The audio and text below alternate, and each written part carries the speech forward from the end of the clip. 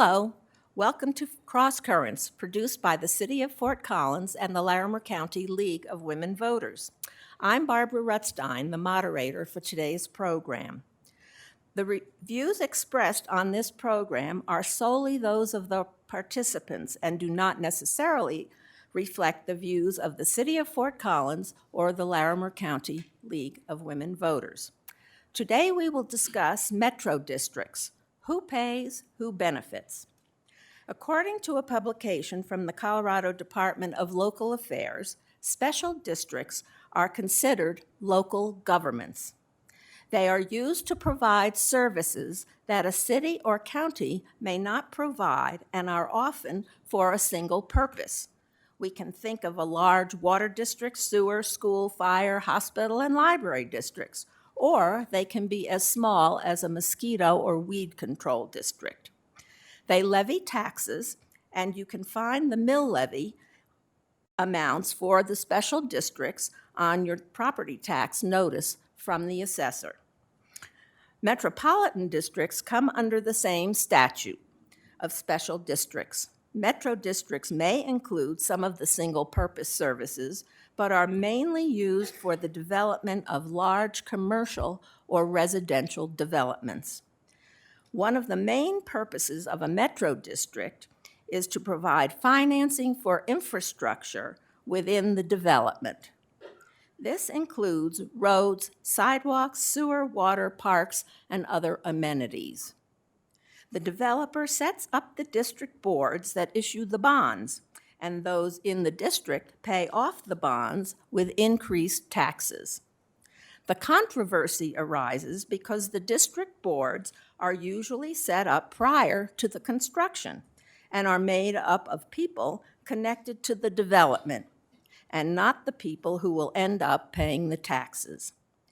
In the case of residential developments, the new residents don't realize often how much the metro district tax can increase their property tax bill from one year to the next.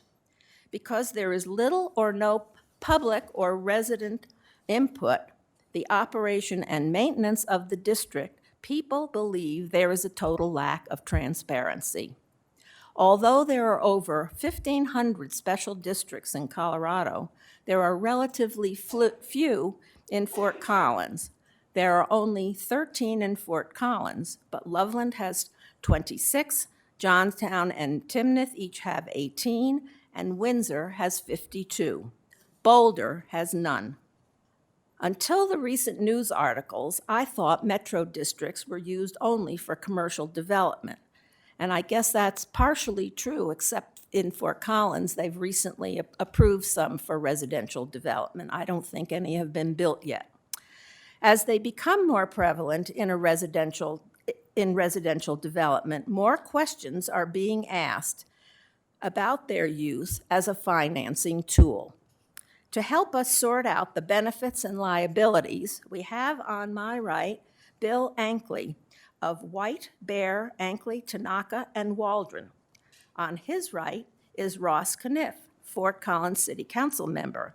On his right is Michael Valdez, the Director of Policy for the Special District Association of Colorado. And on his right is Jacki Marsh, the Mayor of the City of Loveland. Welcome to you and to our studio and viewing audiences. Now, I gave a brief description of what I think metro districts are from my reading, but let's try to make some distinctions. I said, what is a planned unit development and a homeowners association? What are the differences? Is it just financing? So a metro district, as you described, is primarily used to finance, construct, and sometimes own and operate public infrastructure that is necessary for a project to develop. Usually that public infrastructure is determined through development approvals at the municipality or the county where the development is approved. And so they're focused on building improvements, sometimes operating and maintaining improvements. A homeowners association sometimes operates in the same space, in the sense that a homeowners association will often have amenities that are common amenities to the development and will own and operate and maintain them. Homeowners associations don't usually get into the business of financing, certainly not financing major public infrastructure. So there's a clear distinction there. One is more of an operating entity. The district is more of a financing, constructing, and operating entity. A planned unit development, it doesn't really fit within this space too well, because what a planned unit development does is reflect the development approvals that have occurred leading up to the project being built. And it will be a process by which the public infrastructure that's required for the development is determined. It's not in and of itself a method of financing or a method of providing public infrastructure. It really just defines what that public infrastructure will be. So a metro district probably has a planned unit development. Often there will be a planned unit development that's associated with a metro district, yes. Anyone want to add any more? Yes, Jackie. I do. So when you think about a metro district, it's using tax-exempt bonds. Therefore, it's municipal bonds, which means the development that is paid for with that is public development. So obviously, your roads, the public can drive on it. If you use metro funds to build a park or a swimming pool, those are then public. When you're talking about an HOA, which would be part of your, PUD, that is private. So it maintains the things that are private only for that community. Whereas a metro district, things that are paid for with metro funds are public. Oh, that's a nice distinction. Okay, go ahead, Ross. Yeah, thank you. And a planned unit development, in contrast to an HOA or a metro district, I think Bill alluded to this, but specifically, it is a way that a large contiguous area can be master planned in a way that lays out the infrastructure, perhaps adjusts the zoning from what the zoning had been from the city originally, or from what was contemplated by the city's master plan documents. And so it's a way, that the pretty pictures can be drawn about where things are going to go, but it really doesn't have any specificity in it as to how things get paid for, or in fact, what the actual buildings that would be built in the PUD would look like and where they'd be located. Really, it's at a higher level of street grid layout, uses in terms of schools and housing and commercial and so on. And so it's strictly a planning document and is independent of, although frequently contiguous with, a metro district. Okay, anyone else? Go ahead, Bill. No, Michael, sorry. Michael Valdez, yes. I just want to add just one clarification here, and that metropolitan districts are different in that what you're saying is that they're going to do one or more of a number of different things that special districts do. So just to give you a quick rundown so you have a better sense. Metro district can provide ambulance districts, fire protection districts, health service districts, well, that's what we're talking about, park and rec districts, sanitation districts, water and sanitation districts, health assurance districts, mental health, tunnel district. I mean, the idea here is that what a metro district is going to do is more than one of these different types of special districts. And the other distinction with regard to HOA, I think, Mayor, you mentioned it, is that it's a governmental entity. It is a governmental entity as opposed to the private entity of an HOA. Nowadays, we're seeing more and more a metro district having an IGA, an intergovernmental agreement, with an HOA, and one or the other is performing a lot of those services. Trash collection, street cleaning, those kinds of things are being done in a coordinated fashion so they can work together nicely, but at the same time, but they are separate entities. Sure, go ahead. Yeah, thank you. And that reminded me of something. So yes, a metro district is a governmental entity. It has its own board, has its own charter, bylaws, everything else that goes with being a governmental entity. But it is not the governmental entity that people generally associate with being their government. And that's one of the concerns that a lot of people have, and myself included.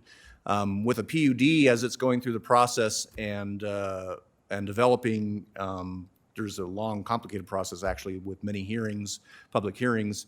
The residents know who to go to express their concerns about a PUD. They go to the city council, in our case. And many of them can go to the city council, as has been evidenced recently. With a metro district, with homeowners particularly, there is a lot of uncertainty about where to go and where to learn about the information, how to get plugged in, what to do about their taxes being too high.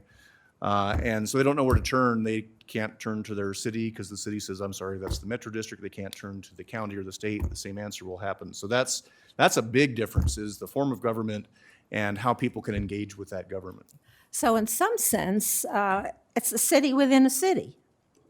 Is that a fair characterization? Like a sub-government. So for portions of city, right? Yes, okay. So, And I would add, they are political subdivisions. That is to say, they're governmental entities, as your preliminary remarks indicated. They're subject to many of the same rules that apply to cities and counties in terms of the way they hold meetings, the public nature of the documents that they produce, and many other constraints that apply to governmental entities such as municipalities and counties that lead to transparency and availability of information to people. I think some of the issues that we've seen is that the people don't really know where to go to get that information always. And okay, I think we'll get to the boards and the problems, or the issues anyway. So why would a developer prefer a metro district to what I'll call a non-metro district? Ross? Yeah, thank you. Because with the metro district, the financing of all of the development comes in the form of bonds that are paid off later by the taxpayers.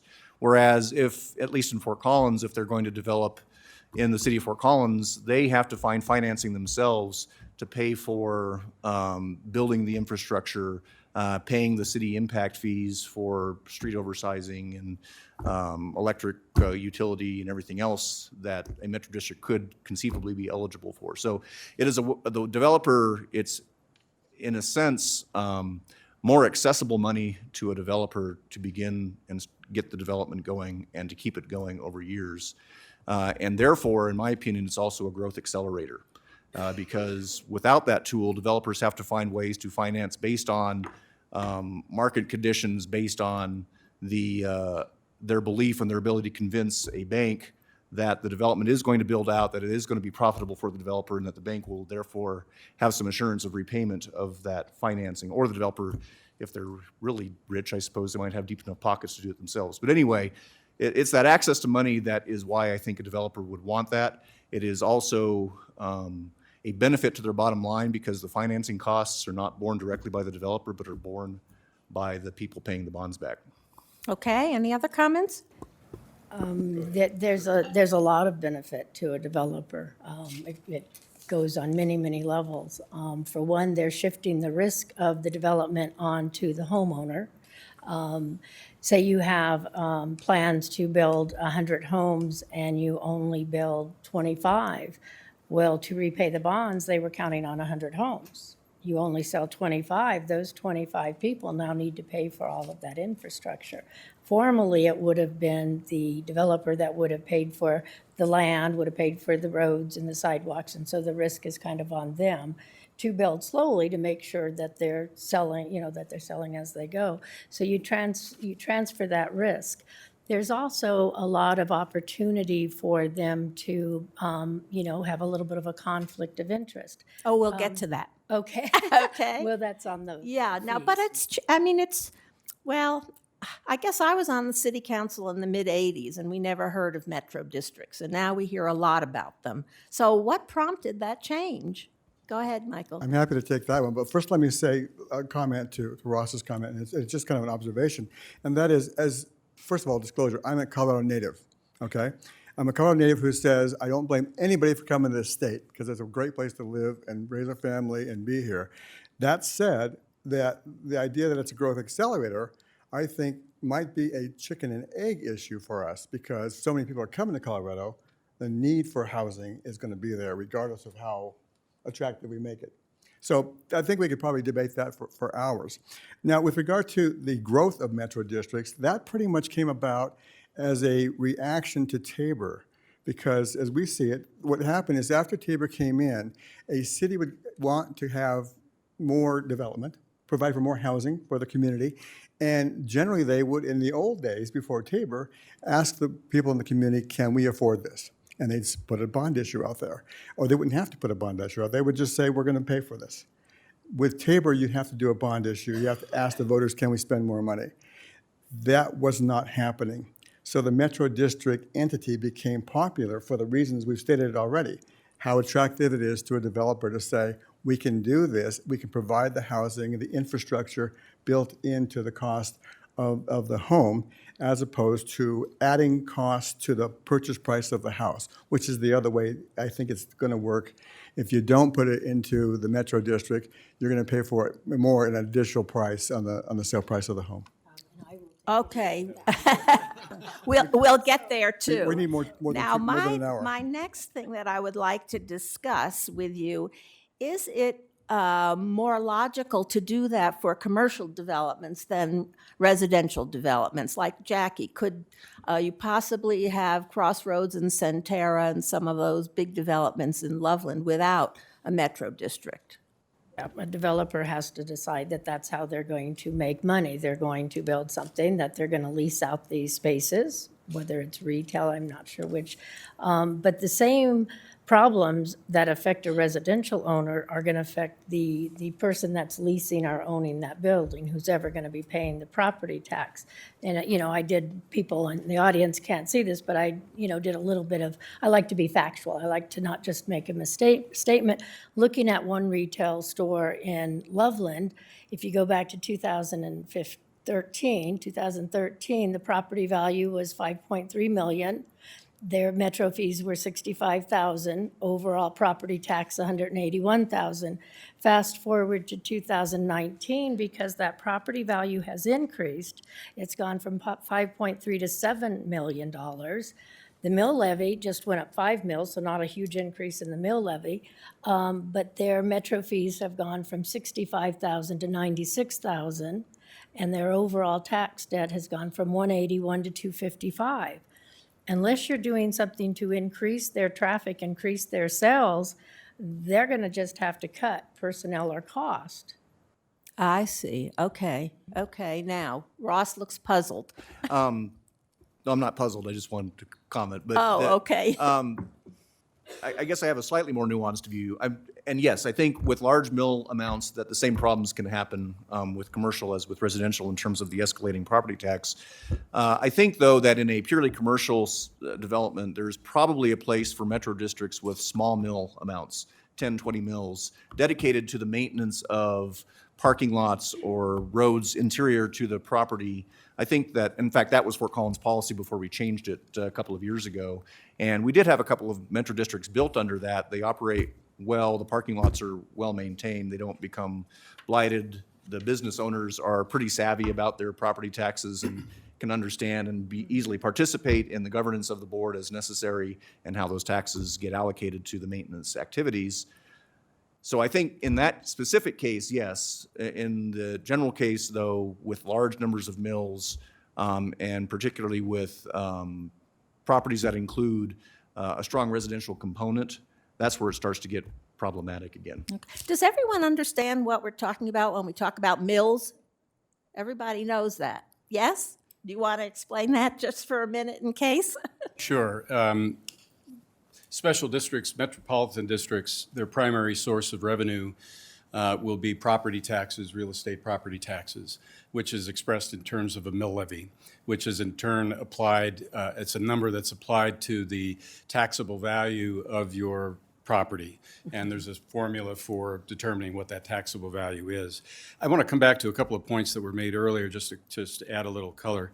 One is that in terms of the advantages for a developer in wanting to use a metro district, it's really an advantage for the project as well as the developer.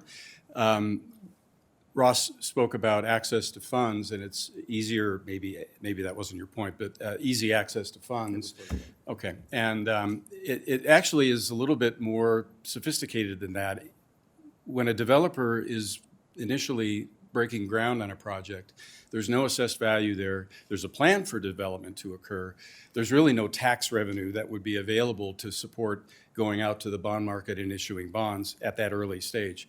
So what happens in almost every case is the developer is required to in fact go to his construction lender, the private lending side, and persuade that private lender that this is a good project worthy of that lender lending construction dollars to initiate the project. Later, when the assessed value comes into play, and you have the ability to go to the bond market, then the developer can be reimbursed for those costs and not have to rely on the private financing. The other difference there is that the private financing is a short-term financing structure. I don't know if it's 3 to 5 years, it's a relatively short period of time that the construction lender is going to wait to get those funds back. So that puts pressure on pricing for the home that's being sold because so much money has to be recouped in order to pay back the construction lender. In contrast, if you finance through a metro district, that is stretched out over usually a 30-year period. And it takes some of the pressure, some of the pricing pressure off of your project. The other point I want to make is back to Jacki's point. Once upon a time, it was true that the risk of development was really being shifted to property owners because bonds would be issued and maybe the homes didn't show up and maybe the revenue wasn't there to pay the bonds. What changed, and this really came about after the 87 to 91 downturn in the economy, when we had metro districts that previously had not had any caps on their borrowing amounts or the mill levies that they were imposing or pledging to pay. Those mill levies were going through the roof, and we had a very significant legislative reaction to that to protect the bond market in Colorado. And what came about as a result of that are mill levy caps, especially on the debt service side. You'll see in jurisdictions across the state, as well as some legislation at the state level, that caps the debt service mill levy frequently at 50 mills, sometimes less. And so the amount of risk that the property owners have is capped, whereas in the past it wasn't. So Okay. just a couple of points Okay, okay. amplify. Well, one of my questions is, it seems to me that we're shifting, it's cost shifting really from the price of the home to the property tax. So from the mortgage, which may be at 3 or 4% now, to the bond market, which may be, I don't know, 9 or 10. Am I wrong? I think you're correct. Basically the infrastructure that's built with a metro district, that is going on for 20, 30 years in the form of, the payment for that is going on for 20 or 30 years in the form of property taxes. And in fact, sometimes the home prices that they will sell at are somewhat lower because some savvy buyers do know that they're in a metro district and are not wanting to buy in a metro district. So arguably, some of that money without a metro district would get priced in, valued in with the home, and that's a cost or a value that the homeowner could recoup when they sell their home. When it's in the property taxes, they'll never recoup that. That's gone forever. The other thing I wanted to point out is that although the developer certainly has a cost to build something, that cost doesn't really impact the price at which they can sell it. The market sets the price at which they can sell it. And so they might ask for a price that's higher, but if the market says, no, I'm sorry, a house like this in a metro district with 60 mills, that's only $380,000, and nobody is going to buy it for more than that. So the pricing pressure actually doesn't apply very much to the consumer. A lot has been made of, oh, wouldn't this make the housing more affordable if it didn't have to be folded into the cost of the house? The reality is the market sets the price. And so what it really does, frankly, is increase the profit margin for the developer. And I'm not arguing that profit is good or bad. I'm just pointing out that that's where the difference in that money goes. Okay, Bill? I think that what I hear from developer clients that we have, and by the way, I've been in the business of the legal practice relating to special districts for about 40 years, and I represent commercial districts. I also represent a lot of residential districts. I've represented districts that have transitioned from developer control to residential control, and I've provided advice to various municipalities and counties around the state with regard to special district policy. And so I see it from all sides, and I can appreciate the points that are being made here. What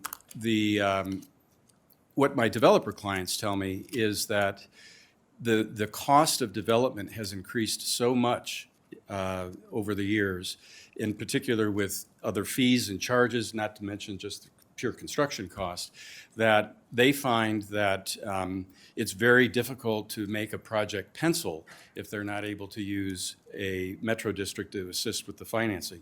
And if you think about it, you know, you mentioned some statistics earlier. According to the DLG, there's 2,481 Title 32 districts in Colorado. Of those, now some of those are single-purpose districts, some are multiple.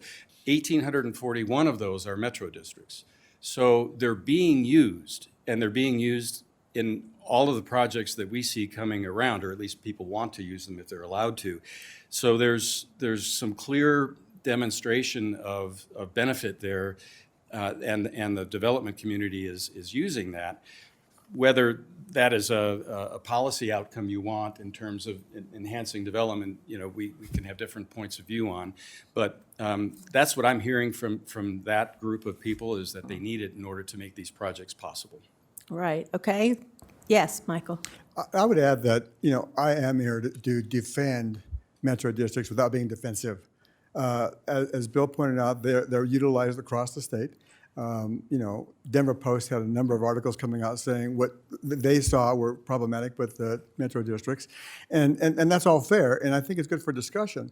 But at the same time, it didn't show the thousands of people who live in a metro district who are very happy, who know what they bought into, know what their taxes are, and are comfortable with that. I bought into a metro district 3 years ago. I knew going in. Now, what I will tell you, and this is a little bit of a secret, I know this is going out to millions of people online, and so you say secret in an open microphone, it's never a secret. But we actually have been thinking about how we can improve disclosures and make, you know, consumers know more at the time. You go to closing, you get all this information. But at closing, you get documents that are this high, and by then, the moving truck's out front, and you're ready to go. If you come across the Metro District taxes in there, you're going, okay, what am I going to do now? You're going to move, and you're going to sign on the dotted line. Having said that, we're working on a project with a couple of legislators, and it's a big secret now, right? That is to, when you're actually sitting down and you're signing the contract, a better disclosure. At that point, you are buying in a Metro District. This is what your mill levy is going to be. This is what your library district fees are. This is what your school district fees are, your fire district, whatever it may be. We want consumers to be knowing more at the time they're signing on the dotted line. We think that's a good public statement. We think it's good consumer protection. And it's about transparency. I hear the word transparency at the Capitol 50 times a day. It's almost like a Bob Newhart drinking game for me, okay? You hear the word transparency, and we react to it. So we're big on transparency. We're actually utilizing some of the transparency that came into law in 2009 to help get people with more information, know who the directors are, know what the service plan looks like. We can talk about that for hours.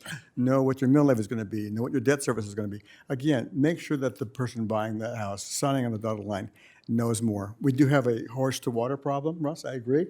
How do we get people to know it? We don't want to put it in the buy-sell contract. It's going to be a separate document that we hope it has big, bold letters that says, you are buying in a metro district. Know what you're doing going into this. Help them understand a lot better.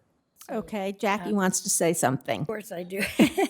So when you're talking about your disclosures, the things that it needs to include is the current debt, how much is owed, what is the anticipated, what is the maximum debt that could go to, what is the maturity date of the loan, who can change those things, how do they get changed, how does it go from 2029 to 2047 that you're going to pay for, you know, another 20 years on this. But I would disagree that my research in our city shows that homes in metro districts are selling for the same and actually a little bit more than non-metro districts. And I break it down, I try to find similar homes, similar lot size, and I break it down to the square foot. How much is this home being sold for per square foot?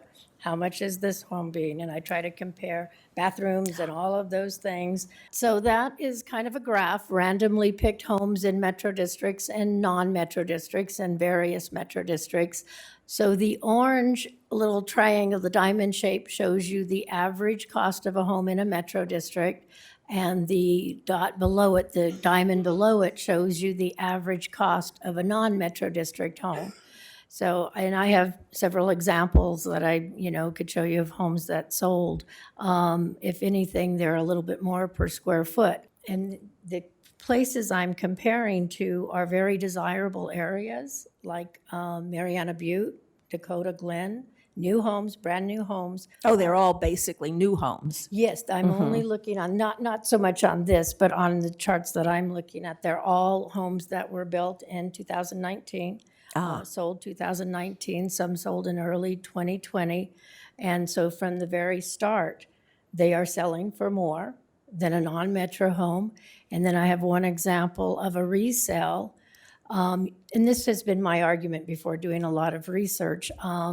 Logically, even if you have a developer that's willing to lower the price because there's another $50,000, $40,000, $70,000 of debt owed, if they're willing to lower the price of the home, good on them. I haven't found that to be the case, but good on them if they do.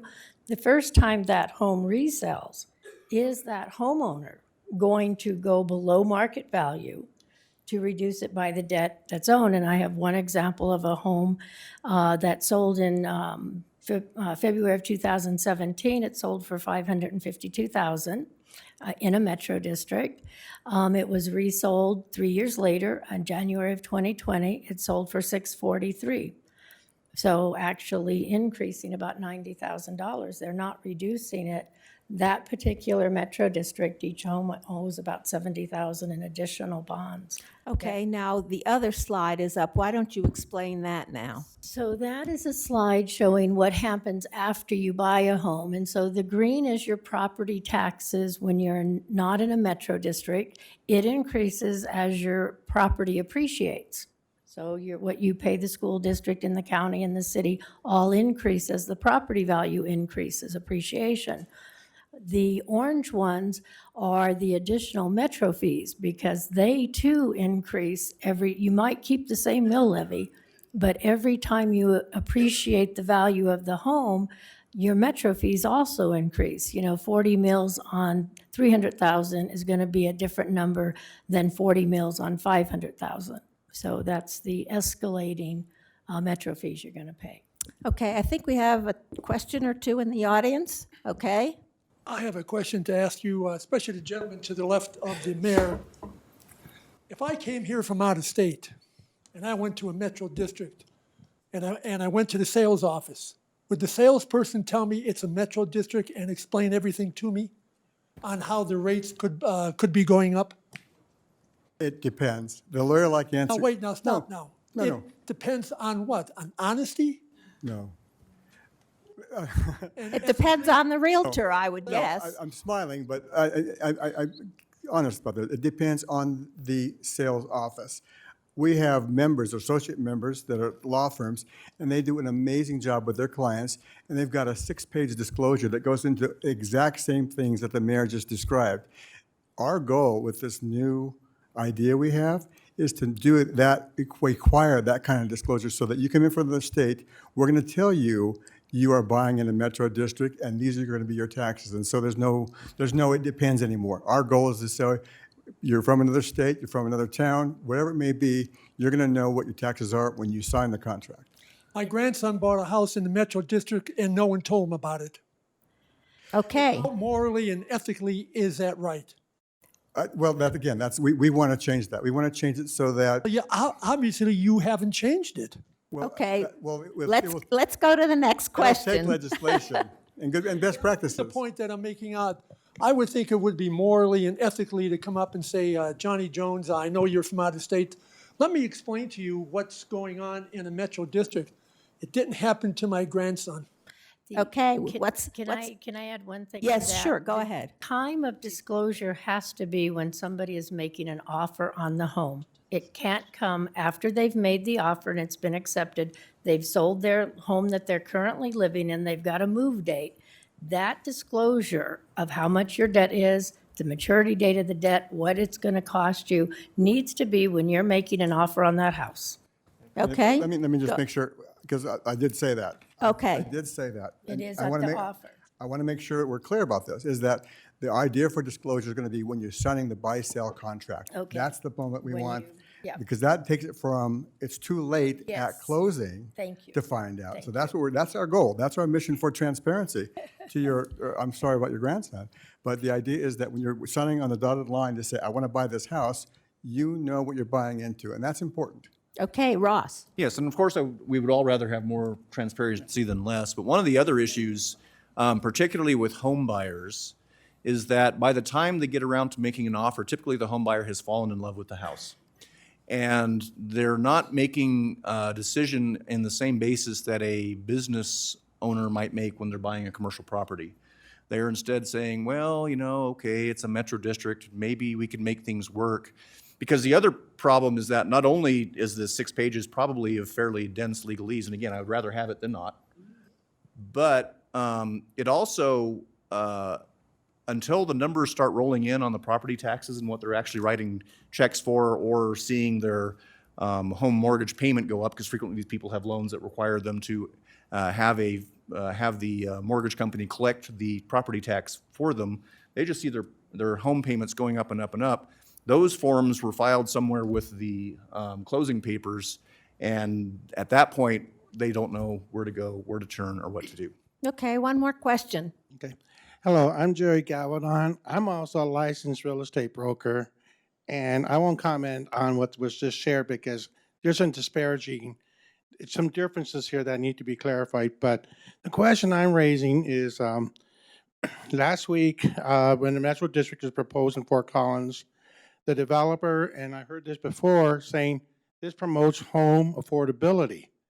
So the question comes up, how can we have home affordability when you added another layer of tax to this, and how can they qualify for this type of property?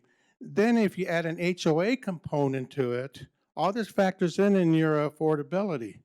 So I just need to understand, how can Metro Districts promote home affordability? Thank you. That was my next topic. Okay. And I was going to Ross. And we can start, because this was a Fort Collins Metro District. I've actually voted against, I believe recently at least, all of the residential Metro Districts that's come before council. Many of them have pitched we will have some sort of affordable housing component. The concern, though, is that that comes, even if you say 10 or 15% of the units shall be built to be affordable to 60% AMI, I'm sorry, I should define my terms, for people making only 60% of the mean income of the area, which is a very low bar. Even if you have that, that's on the backs of just all the taxpayers in that metro district. It's a citywide policy that's being borne only by a few property taxpayers. So there's a basic fairness question there that I have concerns about. Additionally, the affordability, when you add in the property taxes to the mortgage payment, to the insurance, to HOA fees, because many of these will come with additional HOA fees, the remainder of those, the 90 or 85% remaining non-designated affordable housing, are going to cost more to the pocketbook of the homeowner as they write their mortgage check. Okay. Yes, Jackie? So I'm going to add to that, and I think I'm on solid ground here. We have a Loveland Housing Authority, which is, charged with affordable housing. My understanding is they will not build in a metro district, because by its very nature, it can't be affordable, because the ongoing costs are going to be higher. So we did have a development that went into what would have been a metro district, and they worked with the metro district to exempt that property from the metro district so that they could build some affordable housing. So they had to literally get out of the metro district and get out of that debt. Yeah, and let me just speak to a couple of points. The prospect of using metro districts to promote affordable housing is not that common in the state. There are some jurisdictions that look at it from that point of view. There are other jurisdictions that look at it in terms of what sort of amenities are being provided to the community that are worth the price that they want to pay. People are obviously making decisions to move into properties that have metro districts, which are going to have higher taxes than those that don't. And there's often a relationship between amenities and the special district being there. It's not always the case, but there's often a correlation there. So, and the other thing in terms of disclosure, the legislature has been taking whacks at transparency measures for years. They've established probably 10 different types of disclosures that are required as a matter of statute. The problem with that has been shown to be the case is that folks don't know where to go to find that information. They need to be led along to gain access to that information, which is part of what Michael's talking about trying to address. We've seen that as a continuing problem despite the legislature's best efforts to do so, and also local jurisdictions who have a lot of control over the powers of metro districts at the beginning through a document called a service plan, which is the charter that describes what the district is allowed to do. Many jurisdictions concerned about this very matter of transparency and disclosure have required enhancements to that disclosure. We looked at Fort Collins, we looked at Loveland, we looked at Johnstown, we looked at Windsor, and all of those jurisdictions who have special district policies have been focused on this issue, trying to get it right, and there's still work to be done. Okay, and one of the questions I had is, can the tax keep going up on a property tax on an affordable unit? If it keeps going up, then it can work itself out and not be affordable anymore, it seems to me. Yeah, and once the bonds are paid off, has the the tax ever gone down? Those of you who know metro districts. I don't think you've ever had one where the bonds have been paid off. So that sounds like I've had a number, Have you? and Well, I've we been haven't around a while. did in So. Loveland. Okay, well, talk to that, because that's interesting. Well, I think. there's the initial financing and then the refinancing which has occurred, which has been the subject of some publications indicating that debt basically goes on forever. Most debt is issued with a 30-year term, but sometimes you can refinance that debt at a lower interest rate. Last year, there was $1.9 billion worth of Metro District financing done in the state. A good portion of that was refinancing debt that was at a lower interest rate that was going to save property owners on their property taxes. So we have I just lost my train of thought. We had a situation where Metro districts have been able to lower the property tax rates. Eventually, you have another constraint that comes into play where in some service plans, there's a limit on how long you can impose the mill levy. There's a few out there at 40 years. There's a few out there at shorter numbers of years. So there's ways to control it that way. I've had a number of districts that have paid off their debt and have lowered their mill levy as a result. Okay, Ross? Yes, and the answer is kind of it depends. And certainly in Fort Collins, we haven't had residential metro districts long enough for any of this to play out. Fort Collins does put a cap on the amount of time that a metro district may be allowed to issue debt. So theoretically, that portion of the metro district mill levy will go down to zero. However, there's frequently also an operational component to the mill levy, and frequently on that, there's no dollar cap, it's just a mill rate. And so that will continue to go up and up and up with the valuation of the home, not related necessarily to the costs of the Metro District. Now, that could be cured, of course, by getting people on the Metro District Board if they know how to do that. But that, again, is part of the problem, is how do people know that there's going to be a Metro District Board election? How do they know that they're eligible to serve and or run? How often does the board meet? Does the board take public comment? Does the board have any email addresses that you can send emails to with your concerns? Do they have phone numbers? And in some cases, yes, but not guaranteed in all cases. And so the answer, it depends on, will the price go up and up, is kind of no, though, in the finite lifetime of a typical homeowner. A homeowner owns their home usually for something less than 20 years. And if they buy their house new in a Metro District, they will be paying almost certainly Metro District taxes on the whole mill levy allowed until they sell that home. And additionally, a lot of times the affordable housing component comes with, and this is partly due to how tax credit structures are done for affordable housing, with a limit of only 20 years of affordability. So on top of that, these so-called promised affordable housing units frequently expire, in fact, sometimes before the mill levy expires for paying off the bonds. So it's really problematic, and I agree that Not a lot of cities are doing this around the state. I really would like Fort Collins not to be doing, using metro districts as a tool to try to achieve affordable housing for those and other reasons. Okay, Michael. Yeah, I want to address one of the points you just made, Ross, with regard to how do people know.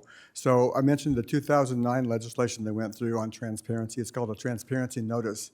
And basically the idea here is that you can go to DOLA, Department of Local Affairs website, or our website, and put in the address or the district, and you can find out all these things: who the directors are, what their term is, who's up in the next election, what the mill levy rate is, who to contact at the district, all kinds of disclosures that you won't find in any other governmental entity. And that's because the legislature said it's important. We think it's important too. So in addition to that, one of the concerns that's been raised in the media recently is that people don't know how to get on these boards, and we want to make that more obvious. Right now in law, it says you have to publish, and that's great if you publish in a newspaper of general circulation. Not everywhere in the state has a newspaper anymore. Let's be candid about that. So we have an idea, again, for this coming session to say, let's help people know that they can now serve on these boards. So we're going to try to push that word out there as best we can, required on a website or your notices or your billings, your newsletters, regular mailings, a special notice to people, whatever it may be. Let people know how they can get on these boards, and they can become more citizen-directed than developer-directed. And so that's another plan we have going forward. It's a big secret. Don't tell anybody. Go ahead. I just do want to point out that, and I don't think maybe meant to say it this way, however, every city, county, and state elected official I know of does publish their email address and phone number on a web page that is accessible. So I don't think that that's a difference. In fact, frequently, my belief is that it's easier to find because most people know that they have a city government. A lot of people don't know that they have a metro district. And again, more transparency would be better. I'd love to hear more and find ways, because if we're going to have them, we should at least make them better. My preference, frankly, though, would be to have the state severely restrict the residential component. Okay, another question. Hello, I'm Gary Lindquist. I've seen the acceleration and increasing on the rates of the property tax collections from the mill levy and all on metro districts go way beyond what the county or the city or the state is allowed to assess in the matter of property taxes due to Tabor. And since it's been stated tonight that these are divisions of government, how can they possibly be exempt from those same provisions? Bill? At the organizational stage for a metro district, the developer is the entity that organizes the metro district. There are no property owners yet. There's nothing to move into, so it's just raw ground. The statutes allow for the developer to have representatives that can vote at elections that authorize taxes to be levied and debt to be issued. And that's the step that authorizes the metro districts to fix a mill levy that's limited in the service plan, as I mentioned earlier, with respect to debt service, not limited usually with respect to operations and maintenance. But it gives that's where the authority initially occurs for a metro district to impose their taxes. And as I said earlier, there's a cap on the debt service mill levy in almost every district, that's been recently formed, not on the operation side. One clarification on the operating mill levy, by the way, is that metro districts are subject to the Colorado budget law, which says that you can create your budget based upon reasonable expectation of costs that you're going to incur, both for debt service and for operating costs. And you can't make those costs up. You can't just artificially inflate those costs. They have to be based in reality. And so while there is no limit on an operating levy, there are statutory provisions that say what you're supposed to be doing in regard to establishing your operating budget. I've always made the argument that it's foolhardy to limit the operating levy because typically that's required to take care of landscaping or take care of open parks and recreation and other amenities, and you don't want to hamstring the future residential board from having the necessary authority to raise the amount of money that they need to operate their facilities. Okay, my answer to you is that that the district board debruces, just like the city of Fort Collins had an election and debruced. But the problem is that the board may be 5 people from the developer. And so that's how that happens. It's kind of interesting. And that was these articles that were in the Denver Post. I know we have trouble with time. It really goes through all of that. One thing I wanted to ask is, what happens when all of these are built out? Who takes over the street maintenance and the lights in the parks? Are they all proper?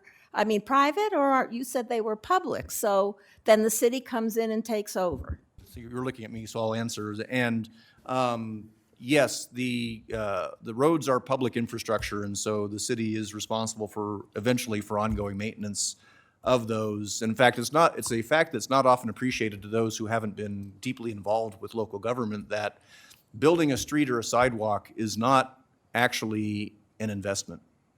It's a liability. It is actually establishing a new liability for the city for perpetuity or until you decide to tear down the street or sidewalk. So it needs to be done very judiciously and carefully. Now, some of the metro districts can structure so that some of that maintenance can come out of that metro district service fee, but eventually the costs are going to overcome that. The city will be forced politically, frankly, to help, and the general taxpayers will, of course, be bearing that part of the cost. Well, they'll also be paying city taxes too at that point. Right. So that doesn't seem wrong. But it's just if they're built to city specifications too. That's right. Yeah, so as I said, it is kind of more fair if the city is requiring roads for the city to take a part in its maintenance again, because a road is not an investment, it is a liability. But that does get back to my concern, though, that in fact it was kind of stated that if these developments aren't penciling out at current market rates, the metro districts are in fact acting as a growth accelerator. That they're accelerating faster than the natural capacity, in my opinion, of the cities to keep up with the maintenance requirements, that they're creating a future unfunded liability for the councils and county commissioners' descendants and successors, and just compounds the other problems that come with rapid rates of growth. I really just think that we should find a way to dial back on this growth accelerator, gasoline on the fire, and come up with a more natural way for growth to proceed if it's going to proceed. Yeah, and I have another question. What happens if the district can't pay the bonds? I can answer that. Is the city liable? No, city's not liable. Okay. If the district is developed to a level where the maximum debt service mill levy, the capped mill levy, doesn't fund the annual debt service on the bonds, the bondholder's been advised of that limitation on the obligation of the property owners to levy taxes, and the bondholder has to wait to get paid. Okay, now a question from the audience. My name is June Dreith, and I am I live in a metro district that the cap was initially set at 60, then 70, and it is now at 77, and there is 77.41. So that's just a comment. But what I have a question on is the bonds. Presently, the bonds that have been issued by my metro district are only being paid interest. There's no principal being paid. The bonds have gone from a 30-year bond to another 20 years, 30 years. They've been extended. And so now this just keeps the debt, So anyway, I guess the question is, how do they get these bonds paid off? And also, they're issuing junior bonds, which is a whole nother thing that I do not understand. So the developer is issuing these. Okay, who can answer that? I think I can Okay, answer junior talk about bond. it, Jackie, and then we'll let Bill talk. So, sometimes when we get to see the loan documents after we've approved something, they do show a period of time where it's interest only. We have one district that has an $11 million junior bond that isn't scheduled to start paying principal until I think it's 2040. So a long time that it's going to pay. And who's getting the interest? Well, you'd have to delve into it. According to that Denver Post article, a lot of times it's the developer themselves buying those bonds. There's also the possibility that they do infrastructure and they don't seek repayment for 20 or 30 years, and yet it's paying, say, prime plus 2 or 3%. So it's accumulating the debt, and they may not seek reimbursement for a period of time. Okay, There's a Bill? number of ways. I think that the structuring of bond issues can happen in many different ways. There are circumstances where developers will buy bonds from a metro district, and the issue there tends to be what's the interest rate and how long will it take to pay them back if that happens. One of the ways in which you try to mitigate that issue, and we see this in service plans periodically, is that there's a requirement for a fairness opinion as to the interest rate. We also see in some jurisdictions a discharge date, where if that debt to the developer is still outstanding after a given number of years, it has to be torn up. So there's a variety of ways to deal with that situation. I don't know enough about your individual circumstances to be able to dig down into the details, but I think that there are some ways in which that question can be managed. Bonds that are issued to the marketplace will generally not just pay interest only for a long period of time. That's usually going to be a developer obligation. Okay, is there another question from the audience?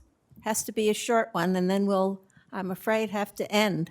Okay, I'll try to make it short. I live in the Metro District as well in Loveland, and just recently getting myself involved in learning about this. But there's, when you read the service plan, there's nothing in there about the homeowners' rights. They don't even mention homeowners, but yet we're the ones that pay the whole bill for the development. The other thing, there's no accountability for the developer once, I'm sorry. Okay, so the question is who stands up for the homeowner in all of this Metro District? The city seems to be protected, the developer seems to be protected, but the homeowner who's going to pay for this, I don't understand that. Ross? Thank you. First of all, I would say that unfortunately, probably existing metro districts, we're going to have to get remedies from the state legislature. However, for metro districts that have yet to be formed, I strongly encourage people to be paying attention to this issue and elect council members and mayors that are sympathetic to the concerns of the way the metro districts can cause these problems. Because the biggest tool that the cities frankly have with the way the laws are structured is before a metro district's even proposed, and how it can set the limits, and what Fort Collins used to have a policy that only commercial or mixed use metro districts were allowed with a cap of up to 20. We subsequently changed it to 60. I'd like to change it back. We need to find a council that will do that. The other factor of who stands up for them, sadly, it's going to have to currently be the homeowners in those metro districts that are standing up and trying to become parts of those governments and coming to city councils and coming to county commissions and coming to state legislators and advocating for those changes. Okay, I'm sorry, we have probably 1 minute left and I have to wrap up. It's been a wonderful discussion. I thank you all for coming. I think it was really good. I have lots more questions, but we can't get to them. I guess I should have asked for an hour and a half, and that might have gotten through more, but I think we've gotten the basics. So, thank you to our panelists, to our studio and viewing audiences. We hope you will encourage others to watch this program and other CrossCurrents programs. They are available from the League of Women Voters website, and also on FCTV channels 14 and 881. They are also available on YouTube. Search for fcgov.com and look for the link to YouTube. Thanks again for coming and tuning in.